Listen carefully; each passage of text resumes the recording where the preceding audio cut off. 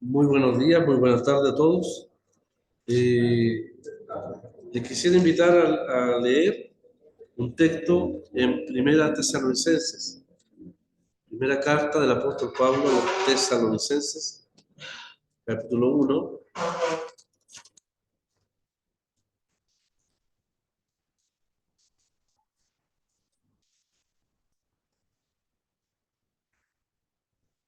Verso 3.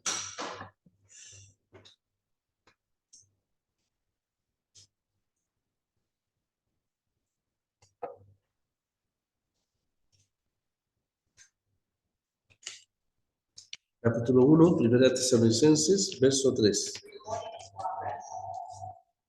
Bien. Dice el verso 3, acordándonos sin cesar delante del Dios Padre nuestro, del Dios y Padre nuestro, de la obra de vuestra fe, del trabajo de vuestro amor y de vuestra constancia en la esperanza en nuestro Señor Jesucristo. Hasta aquí la palabra del Señor. Encontramos, hermanos, aquí tres palabras, tres pilares de la vida cristiana.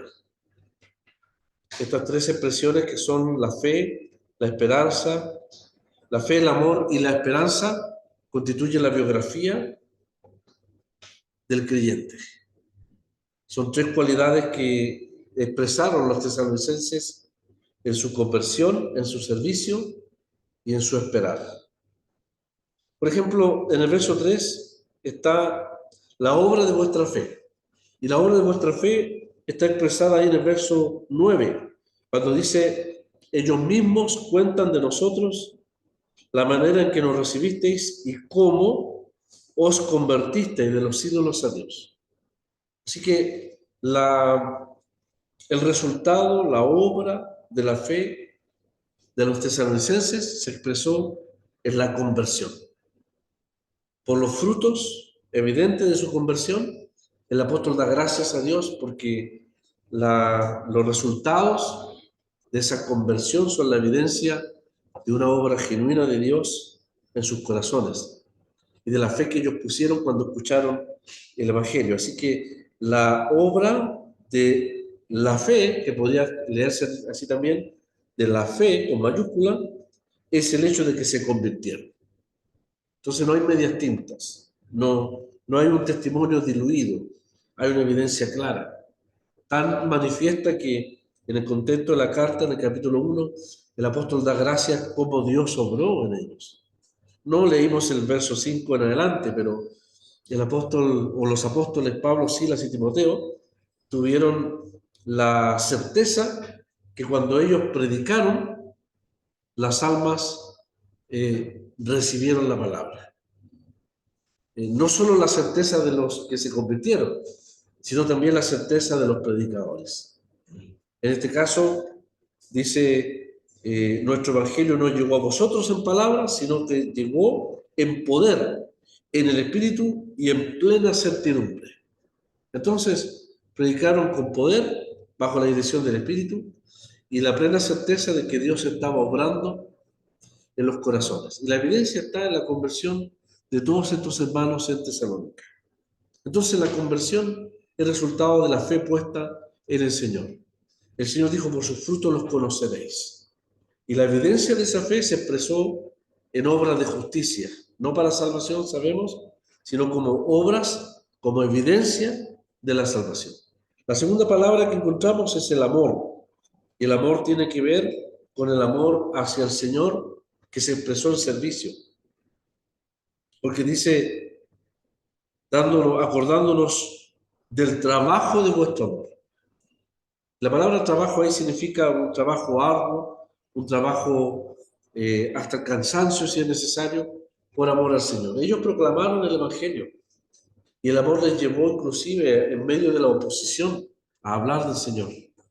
El testimonio de los tesalonicenses impactó, se trascendió en toda Macedonia y Acaya.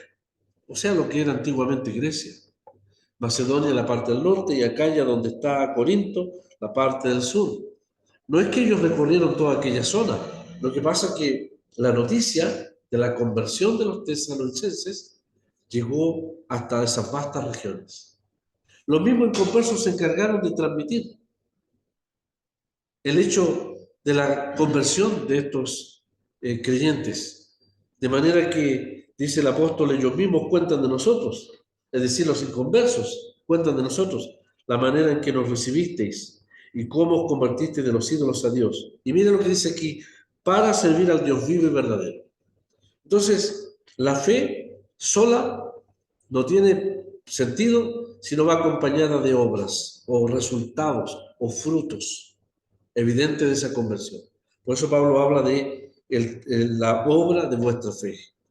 El amor sería mero sentimiento, meras palabras, si no está acompañada de sacrificio, de esfuerzo, de trabajo, de abnegación por los otros, por amor al Señor y en beneficio de los otros. Por eso la palabra amor va acompañada de el trabajo de vuestro amor, o el trabajo del amor. La evidencia más grande del amor de Dios es que Él entregó, Él dio a su Hijo. Y la evidencia de los tesalonicenses es que se sacrificaron por amor al Señor. Antes lo hacían por los ídolos, ahora lo hacen por el Señor. Y la tercera palabra, y es la que quisiera en estos minutos, hermanos, mencionar, es la palabra esperanza. La esperanza, con mayúsculas, así como está la fe, está el amor, también está la esperanza. Y esa esperanza va acompañada de una palabra que se llama constancia en la esperanza. O más bien dicho, paciencia, perseverancia en la esperanza. No hay esperanza sin paciencia y sin perseverancia. La carta a los Romanos nos dice que la paciencia produce esperanza. Y también la carta aquí nos dice, Santiago dice que la esperanza produce también paciencia, van ligadas una a la otra. Son palabras que van ligadas, como la fe y la esperanza también van ligadas. La fe mira al pasado, a la fidelidad en el pasado de Dios y se reafirma. La fe, como dice la carta a los Hebreos, ¿no es cierto?, se sostiene en el presente. Y cuando se proyecta hacia el futuro, pareciera que la fe se transforma en esperanza. Es lo que se espera por la fe, ¿no es cierto? Es lo que Dios ha prometido. La esperanza tiene que ver con la expectativa segura de un glorioso y un hermoso y maravilloso porvenir. Y esa expectativa es segura porque está basada, en primer lugar, en las promesas de Dios. Es la feliz anticipación del bien que Dios ha preparado para los suyos. Nos dice, pensando, aplicando aquel texto que dice, cosas que ojo no vio y oído escuchó, son las que Dios se ha preparado para los que le aman. Todas las cosas les ayudan a bien a los que aman a Dios, no solamente en el presente, dice el apóstol también, que eso se proyecta hacia el futuro. Así que la palabra esperanza es una palabra realmente maravillosa en las Escrituras. Permítanme usar dos formas literarias que usa la Biblia, especialmente el apóstol Pablo. Por ejemplo, uno dice, aquí estoy en carne y hueso, ¿no es cierto? Sí, vamos a seguir en las duras, o sea, en las buenas y en las malas. Son dos palabras, pero que representan una idea. Vamos a seguir adelante, ¿no es cierto? Estoy en carne y hueso, o sea, presencial. Pablo cuando usa la esperanza, la esperanza la une a varias palabras que reflejan una sola verdad. Por ejemplo, no voy a citar los textos, ustedes los conocen, por eso hablaba con el hermano Miguel que quizás un PowerPoint hubiese sido interesante porque ahí muestro todos los textos. Los voy a citar nomás. Por ejemplo, Pablo habla de la esperanza de la resurrección, la esperanza de la promesa. En Gálatas habla de la esperanza de la justicia. En Colosenses habla de la esperanza del Evangelio, es decir, que contiene todas las promesas del Evangelio. En Romanos, ese texto usted lo conoce, la esperanza de la gloria de Dios. En Tito habla de la esperanza gloriosa y la manifestación gloriosa del Señor. En 1 Tesalonicenses 5:8 habla de la esperanza de salvación y no se refiere a la salvación que ya tenemos como un hecho del pasado, sino como la esperanza de salvación como un hecho del futuro, que se refiere a la salvación completa de Dios, sobre todo en cuanto a la transformación de nuestro cuerpo. Esperanza de victoria también se refiere a aquello. En Efesios 1:18 habla de la esperanza de su llamamiento, porque nos invita a considerar cuál es la esperanza a la que Él nos ha llamado, o sea, la esperanza de su llamamiento. Y en Tito 1:2 habla de la esperanza de la vida eterna. Todas estas expresiones no significan una expectativa posible, sino que es una expectativa cierta de lo que Dios ha prometido en su palabra. 9 expresiones ligadas a la esperanza. Es lo que el apóstol aquí nos presenta. Pero también la palabra esperanza, hermanos, si me permiten con paciencia, tiene características. Y Pablo menciona, por lo menos en el Nuevo Testamento, menciona 7. Mire, habla de una buena esperanza. Segunda Tesalonicenses 2:16. Habla de una bendita esperanza. Tito 2:13. ¿Se acuerdan que estudiamos Pedro cuando dice de una esperanza viva? Nos hizo renacer para una esperanza viva. La esperanza viva tiene que ver con el crecimiento, algo que tiene vida, que va fortaleciéndose, va creciendo igual que la fe. En relación al judaísmo, a la ley, Pablo habla de una mejor esperanza en Hebreos capítulo 7. Y en Hebreos capítulo 6 va a hablar de una esperanza segura y firme, la cual tenemos, dice, como ancla del alma, que penetra más allá del velo. Así dice Hebreos capítulo 6, verso 19. Primera de Pedro 1:13 habla de una esperanza completa, o más bien dicho, cabal.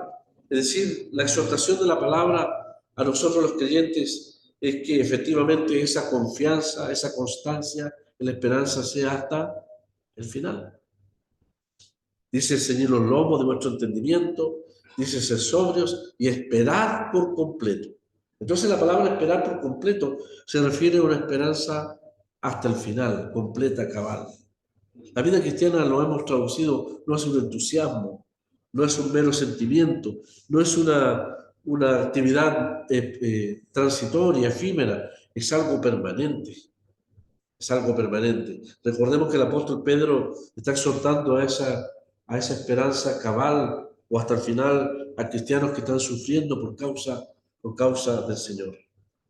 Y Hebreos capítulo 6, vuelvo a leer, es una esperanza cierta. Entonces, es buena porque viene de Dios. Es bendita, y no puedo describir la palabra bendita porque habla de toda la bienaventuranza que esperamos. Es viva porque va creciendo, va fortaleciéndose. Es mejor en relación al sistema legal. Es segura y firme como un ancla. Y es completa. Depende de nosotros. Esa fidelidad, esa constancia hasta el final. Pero también, hermanos, la esperanza es vista como un sinónimo de algo. Por ejemplo, les voy a poner un ejemplo que siempre uso. Se llama metonimia, es una expresión con que el apóstol llama una cosa con el nombre de otra. Entre paréntesis, cuando hablamos de la copa, así lo entiendo yo, es una metonimia del vino, ¿cierto? Nadie se bebe la copa, no bebemos el vaso. Se entiende que la copa tiene un contenido. Cuando yo digo, mire, me voy a tomar esa botella, ¿está tomando el plástico o el contenido? Contenido. La Casa Blanca emitió un edicto de cierre de la frontera. ¿Qué fue la Casa Blanca o el presidente? ¿No es cierto? La Casa Rosada. Dicen, no le pareció la publicación de un comentario en un diario. es los que están gobernando. Cuando hablamos de la moneda, ¿de quién hablamos, hermano? No. Del que está gobernando. Entonces, cuando Pablo habla de la esperanza, se refiere para hablar de otro aspecto precioso. En primer lugar, ¿sabe usted que la esperanza, yo sé que lo saben, la esperanza se refiere a Cristo? La esperanza, Cristo. La esperanza es Cristo. Cristo nuestra esperanza. Decimos los cristianos, ¿cuál es tu esperanza? Es Cristo mismo, su persona. Pero la esperanza también asocia inmediatamente la mente a la gloria de Dios. Cuando Pablo habla de esperanza, habla de la gloria. Se refiere a la gloria del cielo también. Cuando Pablo habla de la esperanza, habla del propósito celestial que Dios tiene para los creyentes. Esta misma carta a los tesalonicenses, ustedes recuerdan que el apóstol, hablando del rapto de la iglesia, de la venida del Señor, por los que ya están, cuyos cuerpos se duermen, o aquellos que están en el cielo, dice que, en contraste al inconverso, dice que el inconverso está sin esperanza. Para que no os entristezcáis, dice el apóstol, como aquellos que no tienen esperanza. O sea, no tienen esperanza de resurrección, no tienen esperanza de transformación, ni mucho menos de la gloria que está esperada para que espera el creyente. Por lo tanto, la esperanza cristiana es en contraste a los que no tienen esperanza. Los creyentes en Tesalónica se habían desanimado porque pensaban, y es bueno pensarlo así, que el rapto era tan inminente, que los creyentes que partían ya no iban a participar en la transformación. No, Pablo le dice, no, hermano, le dice, al contrario, dice, los que parten, cuyos cuerpos están ahí esperando la resurrección, cuando el Señor venga, van a ser los primeros en resucitar. Luego nosotros, los que estemos vivos, seremos transformados. Así que es cierto, dice Pablo, el Señor viene ahora, pero mientras Él no venga, todos los que partan tendrán el privilegio, y me atrevo a decirlo, de contemplar al Señor primero. Alguien lo comparó a los escuadrones de un ejército, ¿no es cierto? Nosotros no precederemos, es decir, los que estemos vivos no nos adelantaremos a los que partieron, porque ellos van a resucitar primero. Entonces el primer escuadrón que entra son los que partieron, y el segundo somos nosotros. Es un privilegio que el Señor concede a aquellos que partieron y fueron fieles por la fe hasta la misma muerte. Morir, partir con Cristo, tiene un privilegio insondable, que es el hecho de cuando aquellos experimenten la resurrección, van a ver primero al Señor. Luego nosotros, dice el apóstol, los que vivimos, los que hayamos quedado, seremos transformados. Todo esto, hermanos, es la esperanza cristiana en contraste a aquellos que no tienen esperanza. Así que cuando hablamos de esperanza, hablamos de la venida inminente del Señor por su pueblo. También la palabra esperanza, según Tesalonicenses 5:8, tiene que ver con la salvación completa, es decir, la victoria final. Lo voy a leer para que Primera Tesalonicenses 5:8 dice ahí la palabra, es un hermoso texto. Dice, pero nosotros que somos del día, seamos sobrios, habiéndonos vestido con la coraza de fe y de amor y con la esperanza de salvación como yelmo. ¿Se fija que están nuevamente las tres palabras? Está la fe, el amor y la esperanza. La fe es una coraza, el amor es una coraza y también dice la esperanza. Es un yelmo, es un casco. Esperanza de salvación. Se refiere a la venida del Señor, se refiere a la victoria en la lucha cristiana, se refiere a la final victoria que el creyente tendrá cuando el Señor venga. Aquí Pablo está mirando al creyente como un soldado que tiene un casco en su cabeza, en su mente, en sus pensamientos, en su mente ronda y disfruta del hecho de la salvación, refiriéndose a la venida del Señor. Seremos sacados del esta escena terrestre. Nuestros cuerpos transformados. Será la victoria sobre el mundo, Satanás y sobre la misma muerte. Es el lema del cristiano, salvación. Los cascos romanos o los cascos de los ejércitos antiguos usaban lemas en el casco, en los penachos. Algunos usaban símbolos de muerte, algunos tenían águilas, otros tenían leones, otros tenían cachos de toros, es decir, mandaban una señal, era como los estandartes. ¿Cuál es la señal en la mente del cristiano? Victoria. La palabra salvación aquí es igual a victoria. Es una señal a Satanás, que la vida cristiana finalmente va a triunfar. Es una señal al mundo y a la misma muerte de que en el Señor hay victoria. La victoria no se espera. Ya está consumada por la obra y muerte y resurrección del Señor. No hay mejor motivación que a un ejército que ir con ya saboreando la victoria. Saboreando la victoria. Estaba el rey Ezequías, parece. Sí, el rey Ezequías, o Usías, no me acuerdo qué rey, hermanos, es.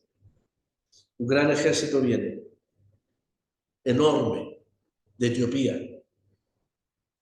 Y el rey congrega a todo Judá.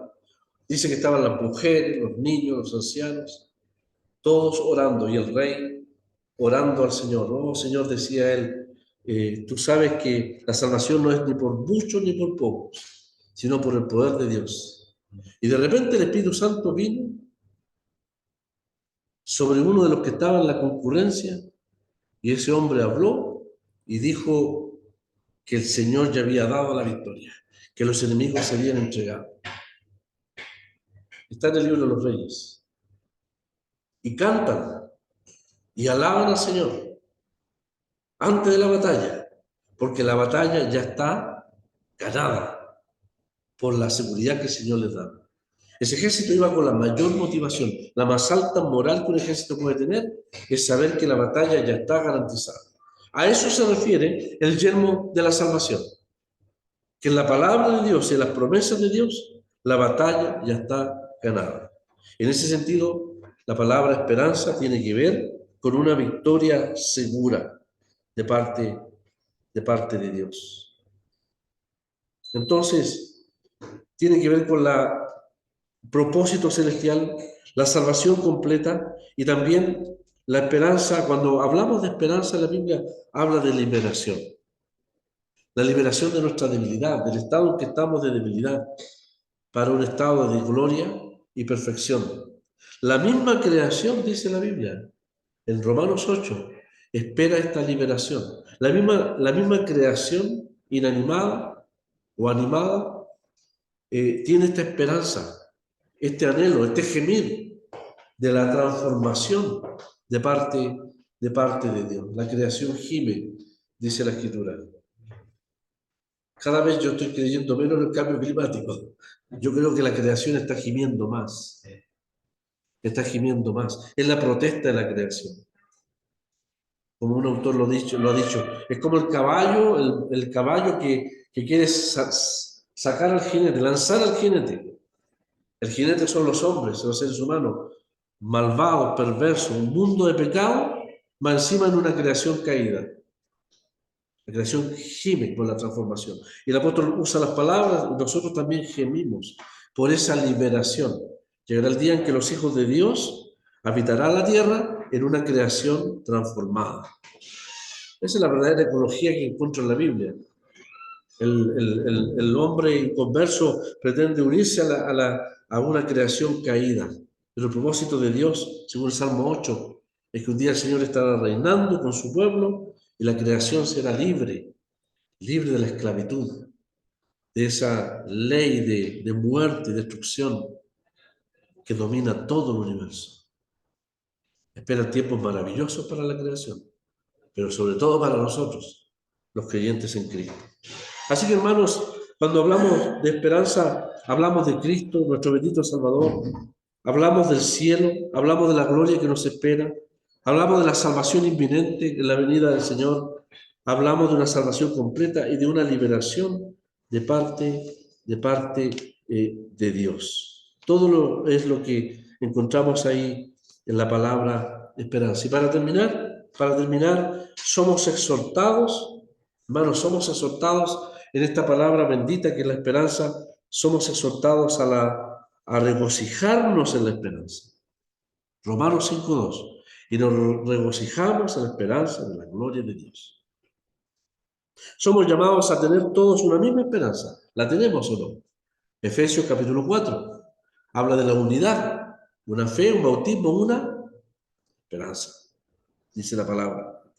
Romanos 15 dice abundar en esperanza, es decir, esto significa que la expectativa de la venida del Señor ensanche nuestro corazón,